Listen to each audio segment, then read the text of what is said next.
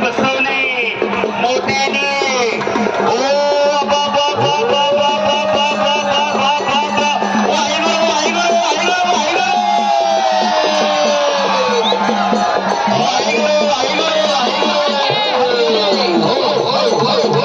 काही घडू शकते